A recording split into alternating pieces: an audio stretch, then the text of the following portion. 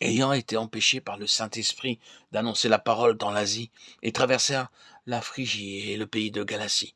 Arrivés près de la Mysie, ils se disposaient à entrer en Bithynie. Mais l'Esprit de Jésus ne leur permit pas. Ils franchirent alors la Mysie et descendirent à Troas pendant la nuit. Paul eut une vision. Un Macédonien lui apparut et lui fit cette prière. « Passe en Macédoine, secours-nous. » Après cette vision de Paul, nous cherchâmes aussitôt à nous rendre en Macédoine, concluant que le Seigneur nous appelait à y annoncer la bonne nouvelle. Acte 16, 6 à 10. C'est de cette manière que l'apôtre Paul et ses compagnons s'attendaient patiemment au Seigneur, jusqu'à ce que le chemin par lequel ils devaient progresser leur soit rendu très clair. Tout d'abord, ils avaient l'intention de demeurer en Phrygie, mais le Saint-Esprit dit non.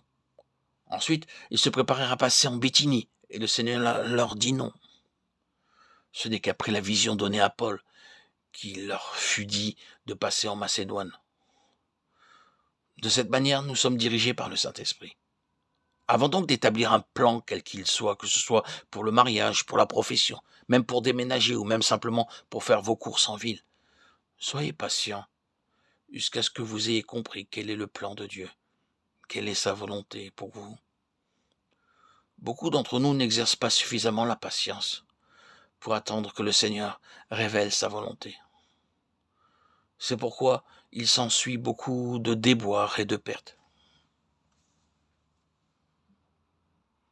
Il est important de savoir que nous ne pouvons pas agir avec nos propres forces, avec notre propre sagesse, mais nous humilier devant Dieu, devant le Seigneur, lui demander son pardon si nous agissons par rapport à nos propres plans.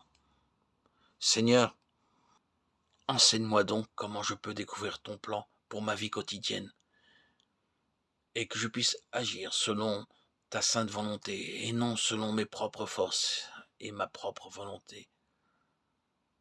C'est ainsi que je pourrai constater plus de fruits et de résultats dans mon service pour Dieu. Quelquefois, il nous faut peut-être attendre une journée, une semaine, un mois ou plusieurs mois avant de pouvoir sortir pour accomplir notre travail pour le Seigneur, pour faire la volonté du Seigneur. La patience est de rigueur. À moins que nous ne soyons dirigés par le Saint-Esprit, nous ne verrons aucun résultat dans notre service pour Dieu. Car tous ceux qui sont conduits par l'Esprit de Dieu sont fils de Dieu. Romains 8, 14. Il ne faut pas agir de nous-mêmes, mais laisser le Saint-Esprit conduire, guider notre vie. Il nous est dit dans Galates 5, 25, si nous vivons par l'Esprit, marchons aussi selon l'Esprit. Cela signifie que nous devons demeurer constamment conscients de la présence de Dieu.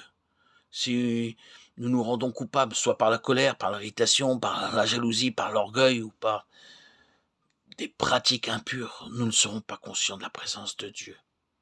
Alors le Saint-Esprit vient à notre aide pour remettre les choses en ordre, afin que nous soyons à nouveau en état d'enregistrer sa présence.